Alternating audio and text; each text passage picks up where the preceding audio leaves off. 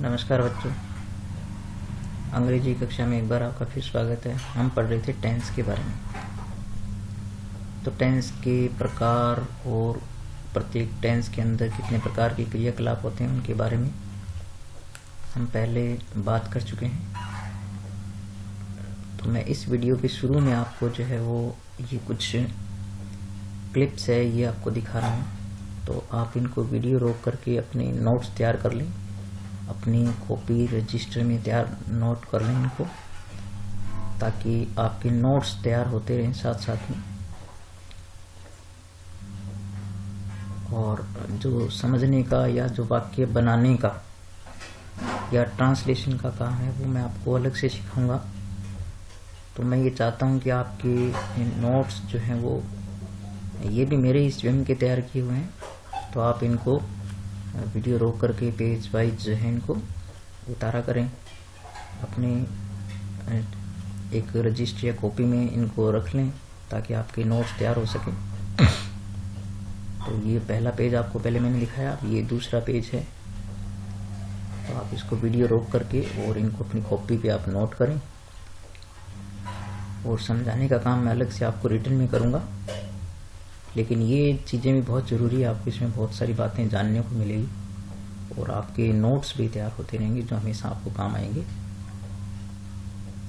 तो ये 3 पेज जो मैं आपको बता रहा हूँ जो प्रेजेंट इंडेफिनिट टेंस से संबंधित है। कुछ इसका भाग और है चौथा, जो उसमें भी इंडेफिनिट के कुछ सेंटेंसेस हैं, लेकिन पहले आप जो है इन तीनों को सीखेंगे। तो ये 3 पेज देखने के बाद मैं उम्मीद रखता हूँ कि आप साथ साथ में नोट्स तैयार करेंगे और अपने रजिस्टर में इनको अच्छी तरह उतारेंगे, ताकि ये आपको भविष्य में काम आ सकें और जो मैं आपको पढ़ा रहा हूँ सिखा रहा हूँ वो जो है आपको ढंग से समझ में आ सके। इसमें बहुत सारी बातें हैं जो आपको नोट रखनी जरूरी है, जो केवल सुनने से नहीं काम चल सकता। तो अब शुरू करते हैं। मैं आपको शुरू में आज जो है वो क्या बताने वाला हूँ, इसके लिए मैं आपको इस पेज पर लाता हूँ। तो यहाँ पर जो है हमारे पास ये क्लिप है जिसमें मैंने एक ये क्लिप जोड़ी है। आप देख रहे हैं इसमें मैंने जो है वो ये टेंस जो तीनों यहाँ पर आप देख सकते हैं, प्रेजेंट हो गया, पास्ट हो गया और फ्यूचर हो गया। और प्रत्येक टेंस का जो क्रियाकलाप है वो इंडेफिनिट हो गया, कंटिन्यूअस हो गया और परफेक्ट हो गया या परफेक्ट कंटिन्यूअस टेंस हो गया। तो ये जो मैंने एक टेबल बनाई है, इसको आपको बताने का और सिखाने का मेरा जो उद्देश्य है वो है बच्चों कि जैसे हमने ये देखा कि हमारे पास टेंस होते हैं, मुख्य 3 टेंस होते हैं। ठीक है बच्चों, प्रेजेंट, पास्ट और फ्यूचर। तो आप देख सकते हैं कि मुख्य टेंस होते हैं 3 और प्रत्येक टेंस के जो 4 क्रियाकलाप होते हैं, तो ये 4 3 12 हो जाते हैं और 5 प्रकार के इनमें वाक्य हो जाते हैं। तो ये हो गए कुल 7 प्रकार के। तो बच्चों जब हम अलग अलग प्रत्येक टेंस को अध्ययन करते हैं तो आपने देखा होगा कि वाक्य भी आप ट्रांसलेट कर लेते हैं और यूं लगता है कि हमें टेंस आने लग गए हैं। लेकिन जब हम उनको पूर्ण करने के बाद जब हमारे पास बहुत सारे वाक्य आ जाते हैं कलेक्टिवली, एक साथ हमें अगर भिन्न भिन्न प्रकार के वाक्य दे दिए जाएं तो आपको पहचानने में बहुत समस्या आती है। तो मेरा जो उद्देश्य है वो ये है कि आपको शुरू से इस डर से दूर किया जाए, आपके इस डर को निकाला जाए कि किस प्रकार से आपको कभी भी कोई भी वाक्य दे रखा हो टेंस से संबंधित, उसको आप समझ सकें, पहचान सकें कि वो उस टेंस का वो वाला वाक्य है। तो इसके लिए आपको मैंने ये जो क्लिप दिखाई है, इसके अंदर ये जो टेबल बनी हुई है, इसमें आप ये देख सकते हैं यहाँ पर कि किसी कार्य के होने अर्थात क्रिया के आधार पर निम्न प्रकार से सभी टेंसेस को वर्गीकृत किया जा सकता है।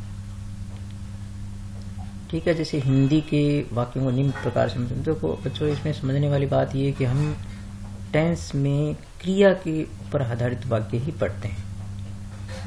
तो क्रिया जो है वो किसी काम का होना या करना उसमें पाया जाता है। तो यदि हम देखें कि किसी भी क्रिया के आधार पर, यानी उसमें जो कार्य होता है उसके आधार पर हम वाक्यों को कैसे पहचानेंगे, तो आप देखेंगे कि प्रेजेंट है, तो प्रेजेंट है तो उसमें इंडेफिनिट, कंटिन्यूअस, परफेक्ट ये चारों होते हैं, पास्ट में भी होते हैं और फ्यूचर में भी होते हैं। तो क्रिया का मतलब हो गया कार्य होता है, यानी इंडेफिनिट का जो वाक्य होगा, प्रेजेंट का जो इंडेफिनिट होगा उसमें कार्य होता है, और प्रेजेंट का जो कंटिन्यूअस है उसमें कार्य हो रहा है, ठीक है। और प्रेजेंट का जो परफेक्ट है उसमें कार्य हो चुका है।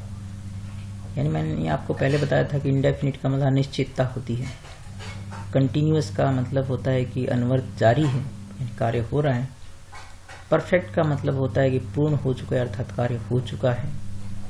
और परफेक्ट कंटिन्यूअस का मतलब होता है कि कार्य का कुछ हिस्सा पूर्ण हो चुका है और शेष आगे जारी है। तो यानी किसी समय से कार्य हो रहा है, मतलब उसमें समय भी दिया होता है कि इतने समय से या उस समय से कार्य हो रहा है।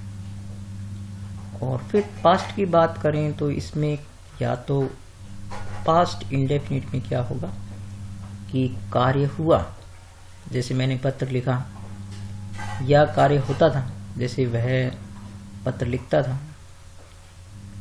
तो ये अनिश्चित कालीन था पास्ट का। और यदि पास्ट में कार्य जारी था तो वो हो जाता है कि कार्य हो रहा था, जैसे मैं पत्र लिख रहा था। उसी प्रकार से जैसे कार्य हो चुका था अर्थात पूर्ण हो चुका था तो वो पास्ट परफेक्ट में आ जाता है। और किसी समय से कार्य जारी था, जैसे 2 घंटे से कोई पढ़ रहा था, तो वो पास्ट का जो है वो परफेक्ट कंटिन्यूअस टेंस हो जाता है। इसी प्रकार से हम फ्यूचर की बात करें तो फ्यूचर में जो है आप देख सकते हैं कि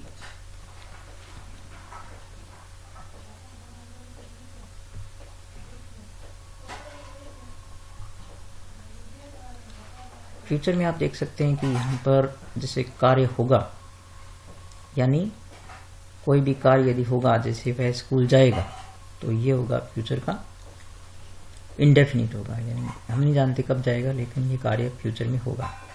और फिर होता है कि कार्य हो रहा होगा, यानी जो फ्यूचर में जारी होगा।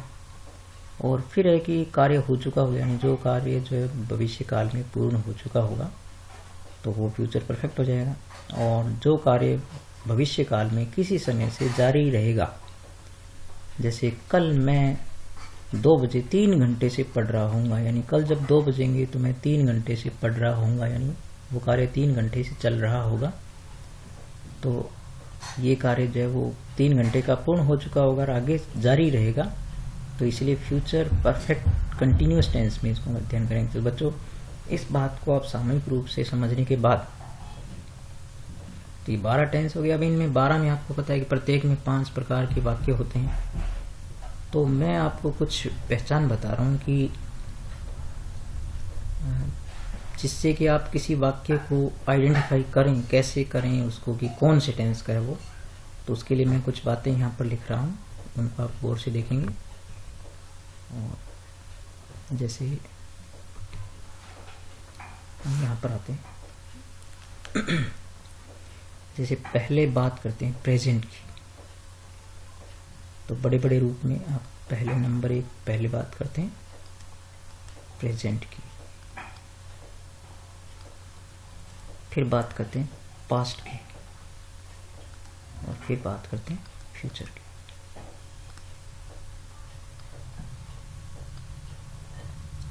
तो प्रेजेंट का यदि कोई वाक्य है, प्रेजेंट टेंस का, चाहे प्रेजेंट में कोई सा ही हो, इंडेफिनिट, कंटिन्यूअस, परफेक्ट या जो भी हो, उन वाक्यों के अंत में बच्चों आवश्यक रूप से क्या होगा, या तो उसके अंत में है होगा, या है होता है जो बहुवचन के लिए आता है, या हो होता है, या होता है हूं। यानी आप पहले टेंस पर आएंगे कि टेंस कौन सा है, फिर हम एक्टिविटी को पहचानेंगे और सेंटेंस को पहचानेंगे। तो नंबर आप पहले, सबसे पहले क्या तय करेंगे तो नंबर 1 सबसे पहले आप तय करेंगे एक्टिविटी टेंस को।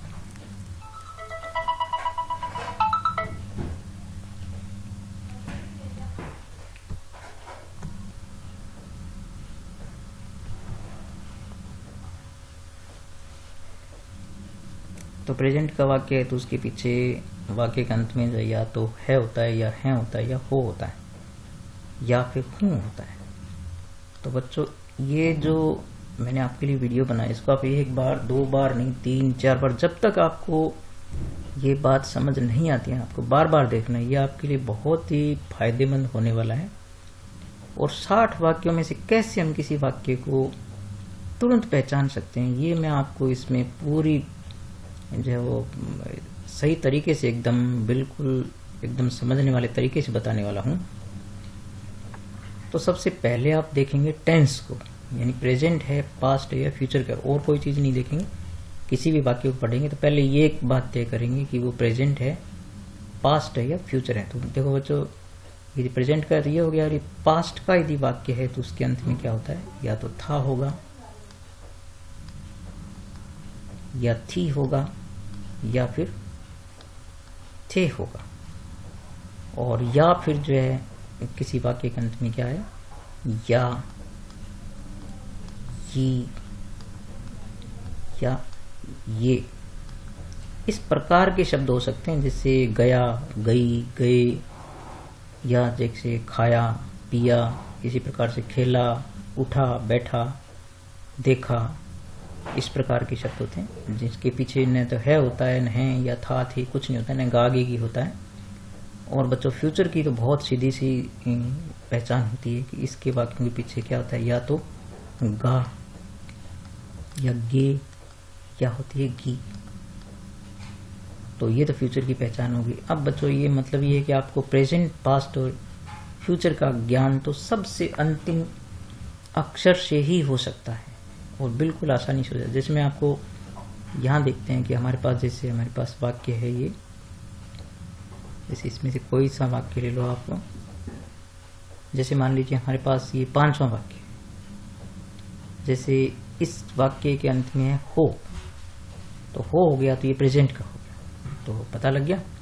इसी प्रकार से जैसे 8वां वाक्य इसके पीछे गे है, तो गे होने से फ्यूचर में हो गया, तो टेंस पता लग गया। अब हमें टेंस के अंदर हमें पता है कि 4 प्रकार के क्रियाकलाप होते हैं। तो आप पहले तो ये देख लेंगे नंबर 1 सबसे पहले आप क्या पहचानेंगे, सबसे पहले आप पहचाने टेंस। टेंस से मेरा मतलब यहाँ से प्रेजेंट, पास्ट और फ्यूचर से ही है, उनके क्रियाकलापों से नहीं, उनके अंदर जो 4 होते हैं उनसे नहीं। दूसरे नंबर पर आप क्या करेंगे, दूसरे नंबर पर आप एक्टिविटी पहचानेंगे। ठीक है, एक्टिविटी कौन सी होती है, एक्टिविटी जो है वो जैसे इंडेफिनिट, कंटिन्यूस या फ्यूचर, नहीं सॉरी परफेक्ट या परफेक्ट, ये जो एक्टिविटी होती है ये जो 4 होती है, इंडेफिनिट है, यहाँ देख रहे हो ना आप, ये इंडेफिनिट होगी, ये कंटिन्यूस होगी, ये परफेक्ट, ये 4 एक्टिविटी होती है। इन 4 में से आप पहचानेंगे। तो आप टेंस तो आपके पास होते हैं 3, तो 3 में से कौन से हैं वो देखो। एक्टिविटी फिर आप देखेंगे कि 4 में से कौन सी है, और तीसरे में आपको देखना है कि वो सेंटेंस कौन सा है। बस फिर आप चाहे उसको पैटर्न के अनुसार ट्रांसलेट कर दें। तो सेंटेंस होते हैं 5 प्रकार के। तो आपने पहली बात तय कर ली। पहली बात का पता कैसे लगता है ये आपने यहां देखा कि पहली बात पता कैसे लगती है, यानी टेंस का पता कैसे लगता है। तो वो अंतिम अक्षर देखते ही या शब्द देखते ही पता लग जाता है आपको। दूसरी चीज आप देखेंगे कि एक्टिविटी कौन सी है। तो नंबर 2 पर एक्टिविटी आप देखेंगे। तो एक्टिविटी देखने के लिए यानी गतिविधि देखने के लिए, मतलब इंडेफिनिट है, परफेक्ट है, कंटिन्यूअस है या परफेक्ट कंटिन्यूअस है, तो एक्टिविटी देखने के लिए आप क्या करेंगे, आप ये सारणी जो है वो काम में लेंगे, ये वाली यहाँ जो हमने ऊपर देखी थी। ठीक है बच्चों, ये जो जैसे एक्टिविटी के लिए ये होता है, हो रहा है या हो चुका है, तो मैंने आपको पहले कहा था हम 5वें वाक्य को लेते हैं। 5वें वाक्य हमने देखा कि इसके अंत में हो है, इसका मतलब ये प्रेजेंट है। फिर ते हो यानी चाहते हो, तो चाहते हो यानी ये हो गया कि कार्य होता है, तो होता है तो वो होता है किसमें, इंडेफिनिट में होता है। तो इसका मतलब ये हो होने से प्रेजेंट है और ते होने से हो गया ये इंडेफिनिट, तो ये प्रेजेंट का इंडेफिनिट टेंस हो गया, है ना बच्चों। यानी पहले आप वाक्य के अंत से शुरू करेंगे, फिर उससे पहले ही आपको पहचान मिल जाएगी कि वो इंडेफिनिट है, कंटिन्यूस है या परफेक्ट है। फिर बच्चों अब बात आती है वाक्य की। तो वाक्य में आप देखो कि जिस वाक्य के अंत में यहाँ पर यदि पूर्ण विराम होता है, ठीक है, नंबर 1 मतलब पूर्ण विराम हो और साथ में उस वाक्य में नहीं आता हो, मतलब नहीं जो है वो नहीं आना चाहिए, तो वो वाक्य होता है सकारात्मक। और यदि वाक्य के अंत में पूर्ण विराम है और नहीं आ रहा है वाक्य में, तो वो निगेटिव हो गया। और यदि वाक्य के अंत में प्रश्नवाचक चिन्ह आ रहा है और क्या से शुरू हो रहा है, तो वो हो जाता है इंटरवेटिव हो जाता है। और साथ में क्या से शुरू हो रहा है उसमें नहीं भी आ रहा है, तो इंटरवेटिव निगेटिव हो रहा है। और यदि वाक्य क्या से शुरू नहीं हो रहा है और वाक्य के अंत में क्वेश्चन मार्क आ रहा है, इट मीन्स वो होता है WH क्वेश्चन होता है या पूर्ण प्रश्न होता है, वो जो व्हाट वेयर व्हेन वाई से बनने वाले होते हैं। तो ये बच्चों वाक्यों की पहचान है कि वाक्य की पहचान कैसे करेंगे। देखो बच्चों, सबसे अंतिम वाक्य से में पता लगता है शब्द से कि वो टेंस कौन सा है, फिर उसके पीछे वाले शब्द से पता लग जाता है कि वो एक्टिविटी कौन सी है, इंडेफिनिट है, परफेक्ट है या कंटिन्यूस है। और फिर हम चूंकि वाक्यों को सबसे पहले हम पढ़ ही चुके हैं कि इंडेफिनिट कैसा होता है, इंटरोगेटिव कैसा होता है, निगेटिव कैसा होता है। तो इस प्रकार से नंबर 1 सबसे पहले आप क्या चयन करें, टेंस का चयन करें। फिर आप गतिविधि का चयन करें, एक्टिविटी का, कि 4 में से कौन सी है। फिर आप आए कि वाक्य कौन सा है। फिर हम इनको टेंसों को जब पढ़ेंगे तो सबकी आपको पैटर्न बताएंगे, उस पैटर्न के अनुसार शब्दों को पिरो दें और आपका वाक्य बिल्कुल सही बनेगा। तो मैं आपको एक वाक्य, जैसे 9वां वाक्य हमारे पास है, मैं आपको 9वें वाक्य की पहचान इस प्रकार से करके बताता हूँ। तो मैंने आपको बताया कि सबसे पहले वाक्य के अंत में देखो, अंत में है था आता है। देखो बच्चों, यहाँ पर पास्ट इंडेफिनिट, पास्ट में आता है, सॉरी, तो पास्ट से हो गया था, ठीक है बच्चों। अब ये है कि ये पास्ट में कौन सा है, तो यहाँ पर आता है था, मतलब रहता था, यानी ये कार्य होता था। तो होता था, तो होता था कौन सा होता है बच्चों, देखो यहाँ पर ये है कार्य होता था, तो ये आपका हो गया पास्ट का इंडेफिनिट हो गया, पास्ट का इंडेफिनिट हो गया। तो हमें टेंस का पता लग गया, एक्टिविटी पता लग गया। अब हमें देखना है कि ये वाक्य जो है वो किस प्रकार का वाक्य है, यानी वाक्य किस प्रकार का।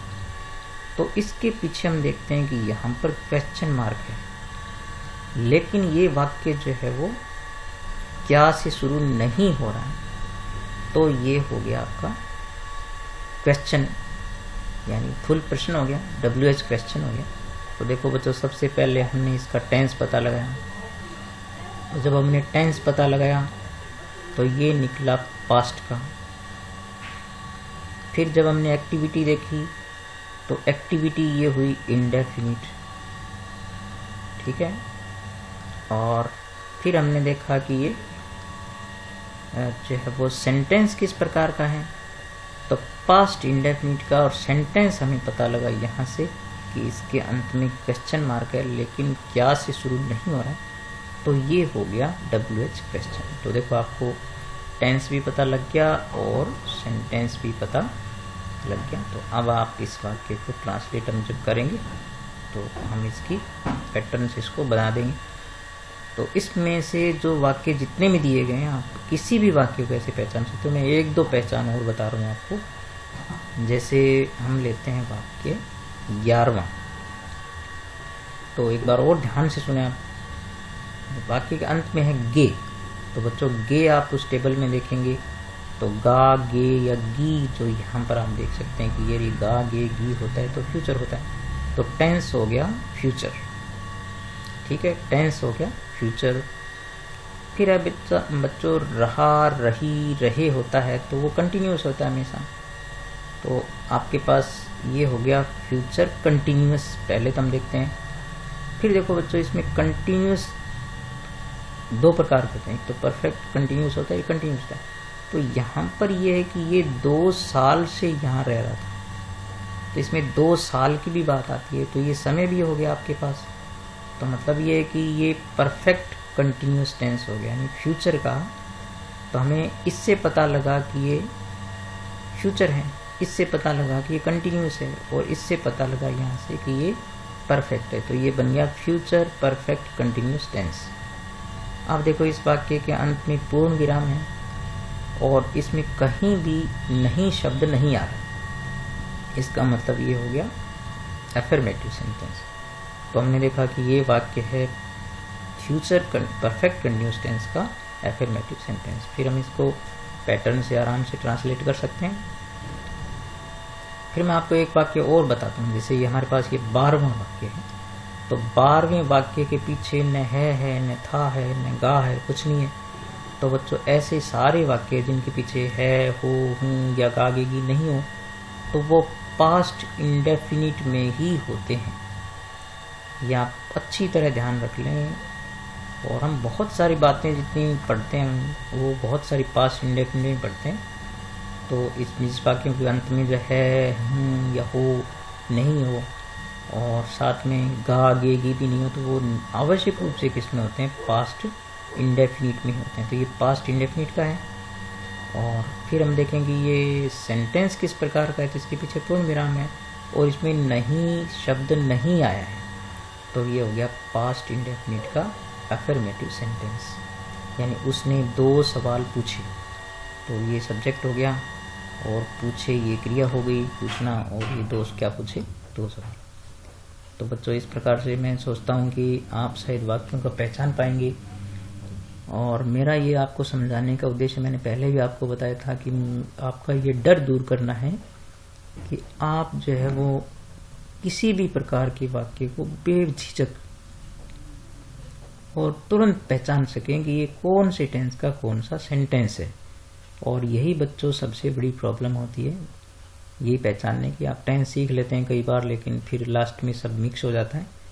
तो एक बार आप फिर देखें। सबसे पहले आप क्या देखें कि टेंस कौन सा है, ठीक है। ये सबसे पहले आप देखेंगे टेंस कौन सा है, फिर एक्टिविटी कौन सी है, और फिर सेंटेंस कौन सा है। फिर हम पैटर्न से इनको बदलना सीखेंगे। एक्टिविटी से बच्चों मेरा मतलब होता है ये जो आपको एक्टिविटी जो यहाँ बताइए ना, ये होती है एक्टिविटी। एक इंडेफिनिट होती है, एक कंटिन्यूस होती है, एक परफेक्ट होती है, और ये परफेक्ट कंटिन्यूस होती है, ठीक है। टेंस ये 3 होते हैं। टेंस तो आप जानते ही हैं कि एक प्रेजेंट होता है, एक पास्ट होता है, और एक ये फ्यूचर होता है,